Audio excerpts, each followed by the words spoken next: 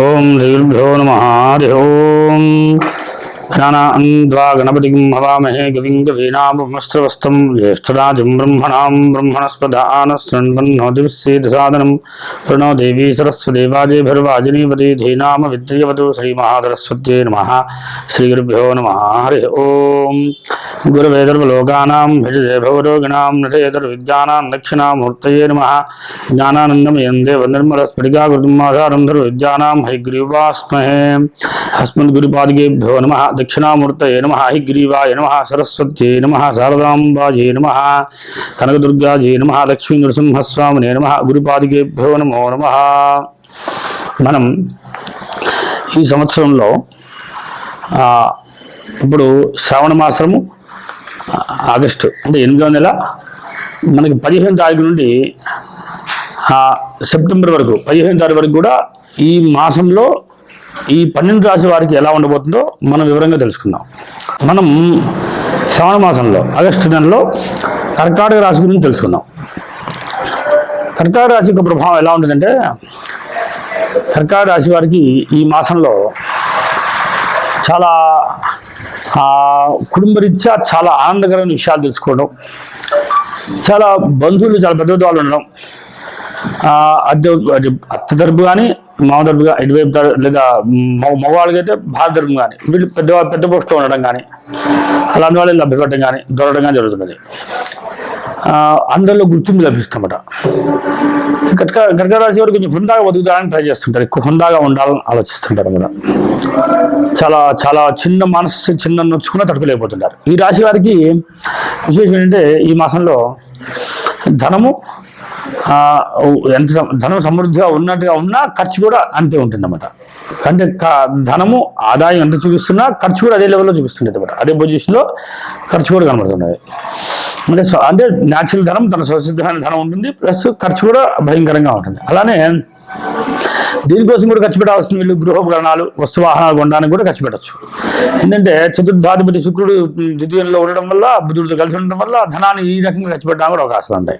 అంటే ఎవరి మూలంగా సుఖం కోసము, ఎంజాయ్మెంట్ కోసం, మనకు కావాల్సిన లగ్జరీ కోసం, మంచి భోజనం కోసం, మంచి దానికోసం కూడా మనం ధనాన్ని ఖర్చు పెట్టాల్సి అయితే వీరికి ఇది జరుగుతుందన్నమాట. అందుకని వీరికి జాగ్రత్త ఉండాల్సిన విషయం అంటే, బుధుడు ధనస్థానంలో ఉన్నాడు కనుక బుధుని కొంచెం అనుకూలంగా మార్చుకుంటే ధనం తగ్గుతుంది, ఖర్చు తగ్గుతుంది అన్నమాట. అంటే బుధ శ్లోకం చదువుకోవడం వల్ల ధనాన్ని ఖర్చు పెట్టడానికి అవకాశాలు ఉంటాయి. అంటే ఏ రకమైన ధన ఖర్చు కూడా చెప్పాను మీకు. ఎవరి వల్ల? తల్లి వల్ల, లేదా వాహనాల వల్ల, లేదా సౌఖ్యం వల్ల, లేదా సంబంధించి ధనాన్ని ఖర్చు పెట్టాల్సి వస్తుంది. అంటే వాళ్ళ వల్ల చిన్న చిన్న దెబ్బలు తగిలి ధనం ఖర్చు పెట్టచ్చు, లేదా వాళ్ళు నష్టపోయే ధనం ఖర్చు పెట్టచ్చు, లేదా ఇష్టంగా ఎంజాయ్ చేయడానికి ఖర్చు పెట్టచ్చు, అవకాశాలు ఉంటాయి. ఈ రెండింటికి కూడా ఛాన్స్ ఉంటాయని తెలుసుకోవచ్చు. రవి అక్కడే ఉండడం వల్ల ధనం సమృద్ధిగా ఉంటుంది, ధనాన్ని లోటు లేకుండా ఉంటారు. అలానే సోదరులు ఎప్పుడు కూడా కర్కాటక రాశి వారికి చాలా సిస్టమేటిక్గా ఉంటారు, చాలా పర్ఫెక్ట్గా ఉంటారు. సోదరులు ఎప్పుడు కూడా చాలా పద్ధతిని కోరుకుంటారు అన్నమాట. ఒక న్యాచురల్, ఒక కరెక్ట్గా ఉంటారు అన్నమాట. అంటే వాళ్ళతో మాట్లాడాలంటే ఆచితూచి మాట్లాడాలి, లేదంటే సమస్య మారడానికి అవకాశాలు ఉంటాయి అన్నమాట. తర్వాత తల్లి పొజిషన్ బాగుంది. తర్వాత అలానే పంచమ స్థితి, సంతాన స్థితి కూడా చాలా, వీరి సంతానం చాలా డెప్త్గా ఆలోచిస్తారని ఆలోచన. తర్వాత షష్ఠ స్థితి, శత్రువులు వీళ్ళకి పెద్దగా భయపెట్టే ఎవరు ఉండరు అన్నమాట. అందరూ మిత్రులుగా మారుతుంటారు, శత్రువులుగా ఎవరు భయపడక్కర్లేదు వీళ్ళు. అయితే పార్ట్నర్ మాత్రం వీళ్ళు పార్ట్నర్తో ఎప్పుడు కూడా అంటే ప్రశాంతత పొందలేకపోతుంటారు. ఈ మాసంలో కామన్గానే ఇది సహజమైన లగ్నం వారికి ఇలానే ఉంటుంది, రాశి వారికి కూడా ఈ మాసం వరకు ఉంటుంది. అదే కనుక లగ్నం వారి అయితే కనుక జీవితాంతం కొంత ప్రభావం కనబడే అవకాశాలు ఉంటాయి. అది రాశి ప్రభావం అయితే కనుక ఈ మాసం వరకు కొంత భర్త సంబంధించిన విషయాల్లో కొంత మనకు దీన్ని ఏమంటారు మనం అష్టమ శని అంటాము. ఈ శని ప్రభావం ఉండడం వల్ల భర్త మూలక సమస్యలు, అలానే అత్తమావగారు సంబంధమైన కుటుంబ విషయాలు కూడా మీకు ఇన్వాల్వ్ అవడము. తర్వాత మీకు అత్తగారి కుటుంబం అంటే మన పార్ట్నర్ యొక్క కుటుంబం వచ్చే ఇన్వాల్వ్మెంట్ సమస్యలు కూడా మీరు ఇన్వాల్వ్ అవ్వాల్సి వస్తుంది అన్నమాట.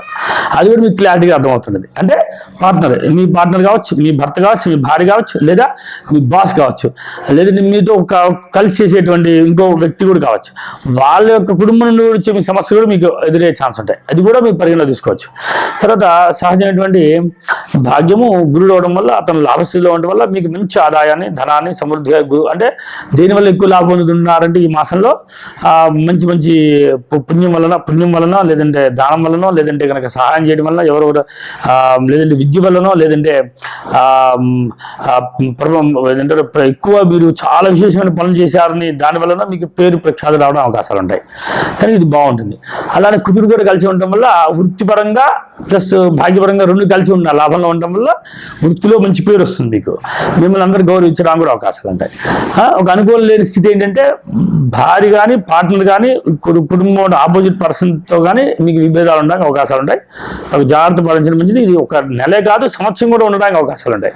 అది చూసుకుంటే ఆ శనిని కొంచెం రిక్వెస్ట్ చేయడం మంచిది. శనికి శాంతి, అయ్యా శనీశ్వరుడు నీ అనుగ్రహం మాకు కలగాలని కొంచెం ఆయన ప్రార్థన చేస్తే మిమ్మల్ని అనుకూల స్థితికి వచ్చేది చేస్తారన్నమాట. తర్వాత వ్యయ స్థానం బాగున్నది, వ్యయంలో ఎవరు లేరు కనుక శుభసూచకంగా ఉంది కనుక ఇబ్బంది లేదు. వ్యయం కూడా ధనస్థానంలోనే ఉన్నారు కనుక వాళ్ళు ఖర్చుని విపరీతంగా పెట్టడానికి అవకాశాలు ఉంటాయి. అది గమనిస్తూ ఉంటే ఈ కర్కాటక రాశి వారికి ఈ మాసంలో కొంత అనుకూలంగా ఉంది, సగం వరకు ప్రతికూలంగా ఉంటుంది, సగం అనుకూలంగా ఉంటుంది. కనుక రిమార్క్ ఉన్న గ్రహాల్లో బుధుడు శని వీరిని అనుకూలంగా మార్చగలిగితే మీరు జీవితం హ్యాపీగా ఉండగలుగుతారు. ప్రయత్నం చేయండి. జై గురుదేవదత్త. జై గురుదేవదత్త. ఇప్పుడు మనం శ్రావణ మాసంలో 15 తారీఖు నుండి అంటే ఆగస్టు 15 నుండి వచ్చే నెల 15 తారీఖు వరకు కూడా జరిగేటువంటి ప్రభావంలో రవి సంచారం చేస్తుంటాడు కనుక ఈ రాశిలో ఈ మొత్తం నెలంతా కూడా జరిగే ప్రభావం ఎలా ఉందో చూద్దాం. అయితే మనకి ఇప్పుడు ఈ రాశిలో రవి షష్టంలో సంచరిస్తుంటాడు. అంటే ఈ రాశి వారికి రవి షష్టంలో ఉంటాడు. అంటే ఎవరి వల్ల మనకి మార్గదర్శి అయిన వాళ్ళ దగ్గర, మనకి ఒక కీర్తినిచ్చేటువంటి వాళ్ళ దగ్గర వాళ్ళతో గొడవలు పట్టము, వాళ్ళతో ఇబ్బందులు కలుగుతుండము, లేదా వాళ్ళ ద్వారా వచ్చేటువంటి ఆదాయాన్ని మీరు పొందడము, ఇవన్నీ కూడా లభిస్తుంటాయి. తర్వాత లగ్నంలో రాహు ఉన్నాడు. రాహు ప్రభావం వల్ల కొంచెం ఆలోచన విధానము కొంచెం బాగా వెరైటీగా ఆలోచిస్తుంటారు. వ్యయంలో శని ఉండటం వల్ల ఏలినాల్సిన ప్రభావము గోచారిత్య ఏలినాల్సిన ప్రభావం ఉంటుంది.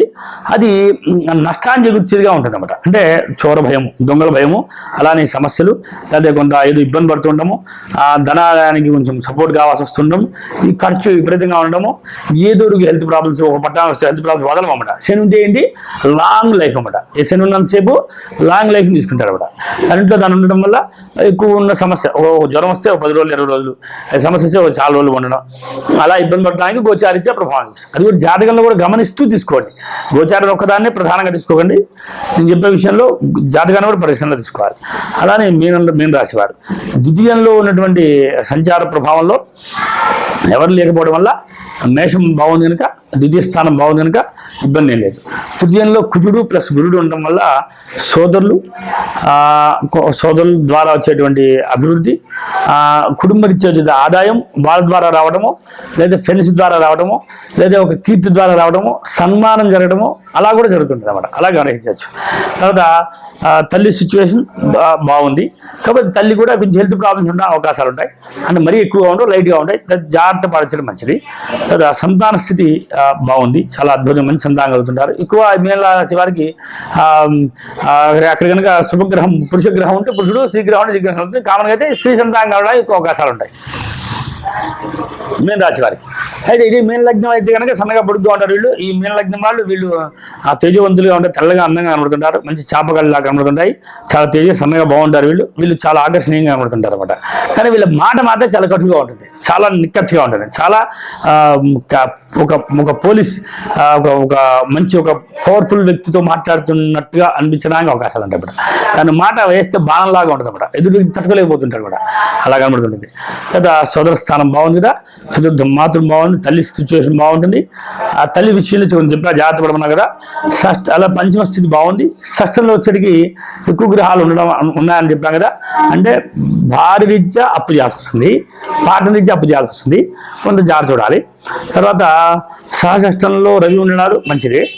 షష్టంతో రవితో పాటు కొంచెం శుక్రుడు కూడా ఉన్నాడు. అంటే అష్టమాధిపతి కూడా ఉండడం వల్ల ఈ యొక్క సమస్యలు స్త్రీలకైతే కనుక కింద భాగం నుండి ఉదరం నుండి కింద భాగం వచ్చే సమస్యలన్నీ కూడా వస్తుంటాయని ఈ రాశి వారికి ఈ నెలలో ఉండే అవకాశాలు ఉంటాయి, జాగ్రత్త పడాలి. అది కూడా దీనివల్ల వేడి ఎక్కువ అవడం వల్ల బ్లీడింగ్ ఎక్కువ అవడము, లేదా శరీరం సమస్య రావడము, లేదా ఎక్కువ శరీరంలో మార్పులు రావడము, చర్మ వ్యాధులు రావడము, చర్మం ఎండిపోవడము, ఇవన్నీ కూడా ఈ మాసంలో కనబడుతుంటాయని అర్థం చేసుకోవాలి. తర్వాత సప్తమంలో బుధుడు ఎవరు లేరు కనుక వీరికి భార్య కూడా చాలా చాలా కరెక్ట్గా ఉంటుంది, చాలా పద్ధతిగా పెరుగుతుంది, చాలా మంచి భార్య లభిస్తుందని తెలుసుకోవచ్చు. తర్వాత అష్టమము శుక్రుడు అవడం వల్ల అష్టమాధిపతి అష్టంలో ఉండడం వల్ల సమస్యలు చెప్పుకున్నాం కనుక ఇది నడిచిపోతుంది.